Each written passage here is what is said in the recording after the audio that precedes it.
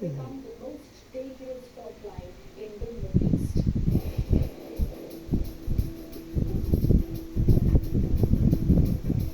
Iran's only Nuclear power functioning plant nuclear with power Russian plant technicians is now at the working, center of 200 global anxiety. Russian With this technicians much working inside. resistance fueled by Russian uranium So and they fortified by are, Russia conventional is nuclear, curious about Bushehr is a civilian power station.